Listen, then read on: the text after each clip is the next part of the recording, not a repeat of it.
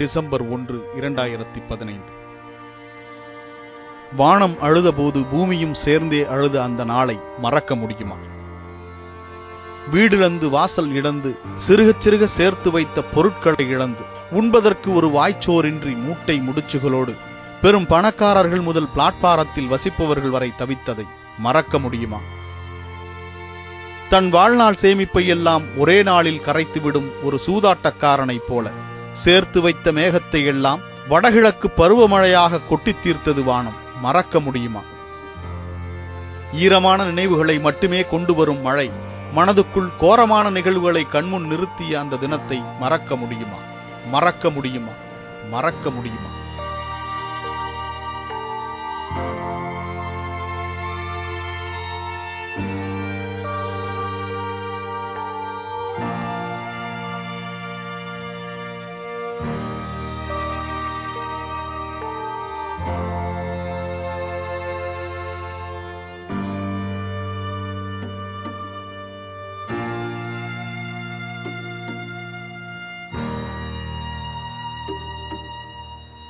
இந்த நாள் சென்னை வானிலை வரலாற்றில் கருப்பு பக்கமாக பதிவாகப் போகிறது என்பது பற்றி எந்த அவதானிப்பும் இல்லாமல் சாதாரணமாகவே தங்களது பணிக்கு கிளம்பினார்கள் நமது நியூஸ் 7 தமிழின் செய்தியாளர்கள்.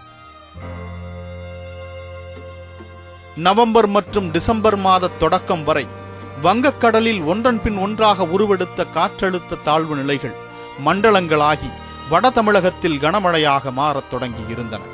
இதில் நவம்பர் 8, 9, 12, 13, 14, 15 மற்றும் 23ஆம் தேதிகளில் மிக கடுமையான மழைப்பொழிவு இருந்தது. நவம்பர் மாதம் மட்டும் சென்னையில் பெய்த மழையின் அளவு 121.8 சென்டிமீட்டர். இது அதற்கு முந்தைய ஆண்டு பொழிந்த 40.7 சென்டிமீட்டர் மழையை விட 3 மடங்கு அதிகம். கனத்த மழை காரணத்தால் பல இடங்களில் சென்னையில் மரங்கள் முறிந்து விழுந்தன. சென்னையின் சாலைகள் அனைத்தும் நீர்வழி போக்குவரத்திற்கு உகந்த பாதைகளாக மாறியிருந்தன. சாலைகள் பெயர்ந்து ஆங்காங்கே தோன்றிய திடீர் பள்ளங்கள் அவை அவசர கதியில் போடப்பட்டிருந்ததற்கு சாட்சிகளாக மாறின. பள்ளங்களில் தேங்கிய தண்ணீர் மேட்டையும் சேர்த்தே நிறைத்திருந்தது. மின்கம்பங்கள் உடைந்து விழுந்ததில் மின்சாரம் துண்டிக்கப்பட்டு கற்கால நகரமாகியது சென்னை. எல்லாரும் பில்டிங் எல்லாம் கொலாப்ஸ் ஆயிடும். பழைய பில்டிங் தண்ணீர் ஊறிட்டு ரொம்ப நாளுக்கு பில்டிங் இது. தயவு செய்து அனைவரும் வெளியேற கேட்டுக்கொள்கிறோம். மழை அதிகமாக வாய்ப்புள்ளது. எந்த நேரத்தில் எதனால் நடைபெறலாம். யாரும் உள்ள வர மாட்டாங்க. அதனால தயவு செய்து வெளியேறும்படி கேட்டுக்கொள்கிறோம். இரவு மழை அதிகமாகும், வெள்ளப்பெருக்கு அதிகமாகும். தயவு செய்து வெளியேறவும். பெருமழையை கண்டு ஒரு சாரார் வீட்டிற்குள்ளேயே முடங்கி கிடக்க, வெளியே வந்தவர்களோ போக்குவரத்து நெரிசலில் சிக்கி தவித்து மூச்சு கூட விட முடியாமல் திணறினர். இவ்வளோ நாளாச்சு நாங்கள் எப்பயுமே இந்த மழை நாங்கள் பார்த்ததே கிடையாது.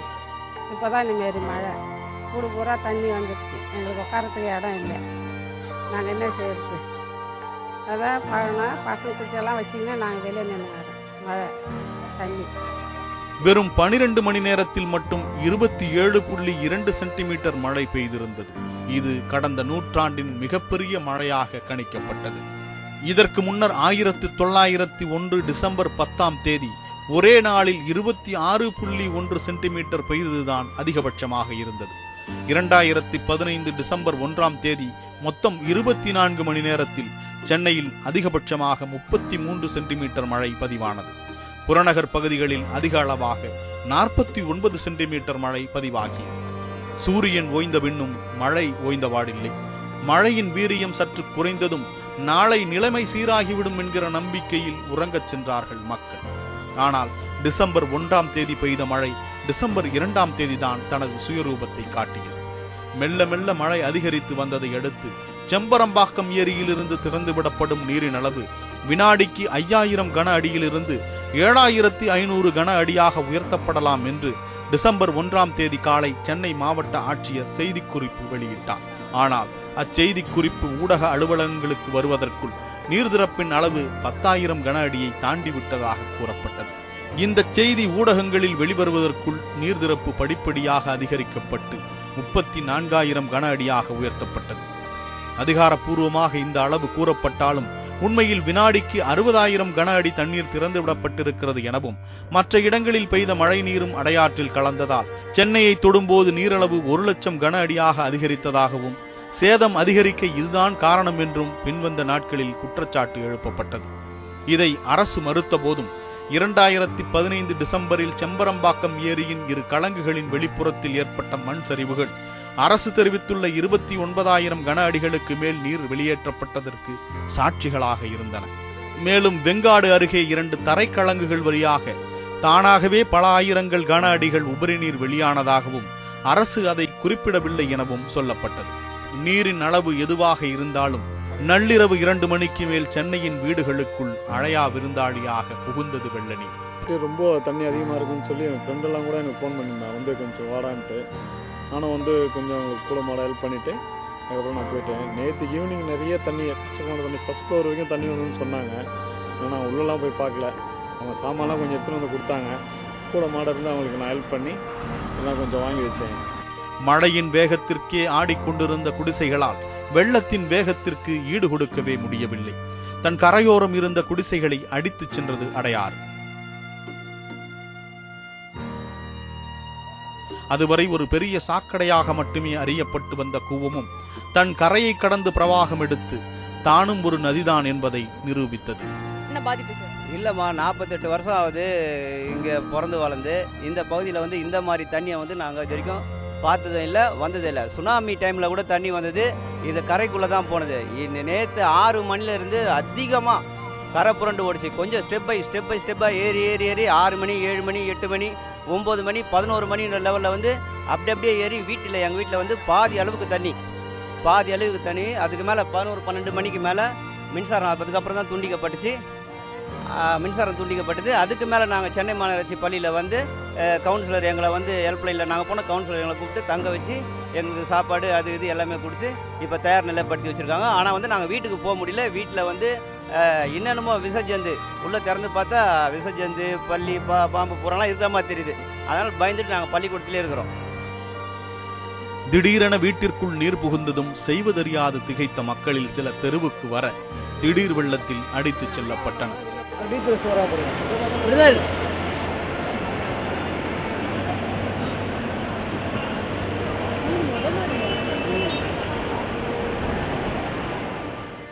டிசம்பர் 2ஆம் தேதி சூரியன் உதித்தது. ஆனால் விடியவே இல்லை என்பதுதான் உண்மை.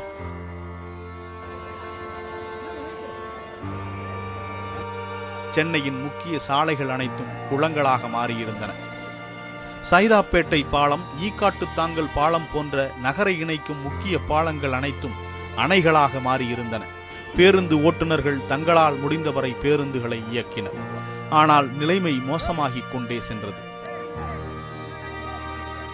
பேருந்துகள், ஆம்புலன்ஸ் மட்டுமின்றி மீட்பதற்காக சென்ற தீயணைப்பு வண்டிகளும் ஸ்தம்பித்து நிற்கும் நிலை ஏற்பட்டது.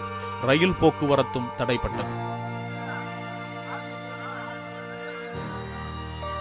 வானம் மட்டுமல்ல, மக்களின் அன்றைய வாழ்வும் இருட்டிக் கொண்டே வந்தது. பொதுமக்கள் பீதியுற்றனர். மொட்டை மாடிகளில் தஞ்சமடைந்த மக்கள் உதவிக்காக காத்திருக்க தொடங்கினர். இப்போ நீங்க பார்க்கக்கூடிய காட்சி இந்த ஹவுசிங் போர்டு ஏரியால கிட்டத்தட்ட 10,000க்கும் மேற்பட்ட மக்கள் இந்த இடத்துல இருந்து வெளியேற முடியாம பார்க்கக்கூடிய சூழ்நிலை இப்ப நிலவிட்டு இருக்கு. மக்கள் மிகுந்த அளவுல சிரமத்துக்குள்ளாயிருக்காங்க. உணவு, உடை, இருப்பிடம் இவை குறித்த கேள்வி மக்களுக்குள் ஏற்படுத்திய உணர்வை வெற்று வார்த்தைகளால் விவரிக்கவே இயலாது. பால் போன்ற அத்தியாவசிய தேவைகள் கிடைக்காததால் குழந்தைகள் இருக்கும் வீடுகள் பெரிதும் பாதிப்படைந்தன. வாய்ப்பிருந்தவர்கள் தங்கள் வீட்டில் இருக்கும் குழந்தைகளோடும் முதியவர்களோடும் வெளியேறினர். சென்னை ஒரு தற்காலிக தீவாகிவிட்ட நிலையில் வீட்டை விட்டு வெளியேறியவர்கள் எங்கே செல்வது என்று தெரியாமல் சாலைகளிலேயே காத்திருக்க தொடங்கினர். மருத்துவமனைகளுக்குள்ளும் மக்களை வெளியேற்றிவிட்டு வெள்ள நீர் சென்று படுத்துக் கொண்டதால் நோயாளிகள் தெருவில் தவித்தனர். இக்கட்டான இந்த சூழலில் களத்தில் இறங்கினர் இளைஞர்கள். அடுத்தடுத்த நாட்களில் சளைக்காமல் தங்களால் முடிந்த மீட்பு பணிகளில் ஈடுபட்டனர். இணையத்தின் வழியாக பாதிக்கப்பட்ட இடங்களையும் அவர்களது தேவைகளையும் உணர்ந்து ஒரு அணியாக செயல்பட்டனர். முடிந்தவரை உணவுப் பொட்டலங்களையும் தண்ணீர் பாட்டில்களையும் கொண்டு சேர்த்தனர். சென்னைக்கு கொஞ்சம் நம்பிக்கை வந்தது. இதற்கிடையே படகுகள் மூலம் மீட்பு பணியில் இறங்கினர் தீயணைப்பு துறையினர். தீயணைப்பு துறையினருக்கு இலவசமாக படகுகள் கொடுத்ததோடு மட்டுமல்லாமல் தாங்களும் தங்கள் படகுகளோடு மீட்பு பணியில் ஈடுபட்டனர் மீனவர்கள். அரசு எடுத்த நடவடிக்கை குறித்து விளக்க பத்திரிகையாளர் சந்திப்பிற்கு அழைப்பு விடுக்கப்பட்டது. சென்னை மாநகராட்சியின் தலைமையகமான ரிப்பன் பில்டிங்கும் மூழ்கியிருந்ததால் எழும்பூரில் இருக்கும் தாளமுத்து நடராசன் கட்டடத்தில் இந்த கூட்டம் நடக்கும் என்று அழைக்கப்பட்டிருந்தது. ஆனால் அக்கட்டடமும் கூவத்தில் மூழ்க கூட்டம் ரத்து செய்யப்பட்டது. தேசிய பேரிடர் மீட்பு குழுவினருக்கு தகவல்கள் தரப்பட்டு அவர்களும் வந்திறங்கினர். வடநாட்டு மாணவர்கள் பத்திரமாக மீட்கப்பட்டு அவர்களது சொந்த ஊருக்கு அனுப்பி வைக்கப்பட்டனர். ஹெலிகாப்டர் மூலம் உணவுப் பொட்டலங்கள் மக்களுக்கு வழங்கப்பட்டன. பாதுகாப்பான இடங்களுக்கு வெளியேறச் சொல்லியும் போக்கிடம் இல்லாததால் வீடுகளுக்குள்ளேயே மக்கள் இருந்தது பெரும் அவலம். பல பகுதிகளில் மழைநீர் கழிவுநீரோடு சேர்ந்து வீட்டிற்குள் புகுந்ததால் சுகாதார கேடு ஏற்படும் சூழலும் உருவாகியது. மழையால் ஏற்பட்ட அசாதாரண சூழலால் பெரியவர்களை விட குழந்தைகள்தான் மனதளவில் அதிக பாதிப்புக்கு உள்ளானார்கள். மனிதர்கள் மட்டுமின்றி நாய்கள், பூனைகள் போன்ற விலங்கினங்களும் திடீர் மழையால் திக்கு தெரியாமல் தவித்தன. மனிதநேயம் மனிதர்களை மட்டுமல்லாமல் விலங்கினங்களையும் காப்பாற்றி புகலிடம் அளித்தது. தன்னார்வலர்கள் களம் இறங்கியதை அடுத்து அரசு முகாம்கள் அமைத்து மக்களை தங்க வைத்தது.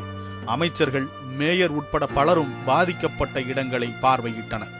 சென்னை நகரத்திற்குள் உதவிகள் கிடைத்துக் கொண்டிருந்த வேளையில் புறநகர் பகுதிகள் உதவிகளின்றி தவித்து வந்தன. நிவாரணப் பொருட்கள் வழங்குவவர்களால் கூட வந்து சேர முடியாத இடங்களில் தவித்தவர்கள் ஒருபுறம் என்றால், சென்னையில் தேங்கியிருந்த நீரை புறநகரில் வெளியேற்றியதால் தங்கள் வீடுகளை நீருக்கு பலி கொடுத்தவர்கள் இன்னொரு புறம்.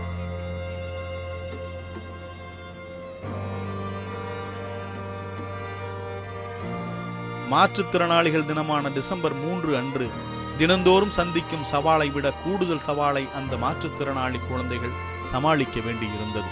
மாற்றுத்திறனாளிகள் பள்ளியில் உணவின்றி, வெளியேறவும் வழியின்றி செயற்கையாக முடங்கி கிடக்கும் நிலைக்கு தள்ளப்பட்டனர் அக்குழந்தைகள்.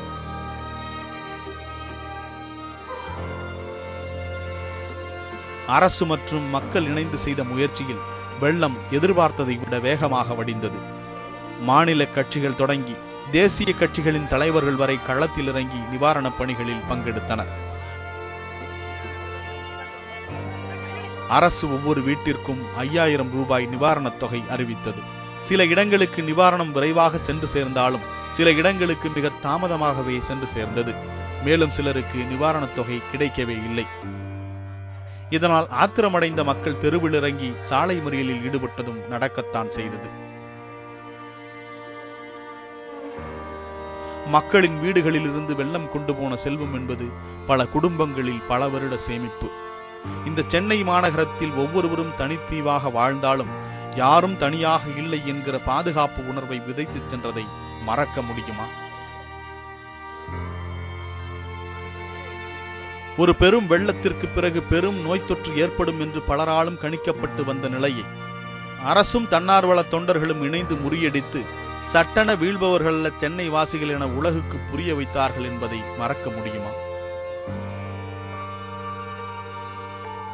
வெள்ளம் முற்றிலும் வடிந்து விட்டாலும் அதனால் ஏற்பட்ட பிரச்சனைகள் இன்றும் முழுமையாக வடியவில்லை. ஆனால் இந்த பிரச்சனைகளை தாங்கும் வலிமை நமக்கு கிடைத்த அந்த தினத்தை மறக்க முடியுமா?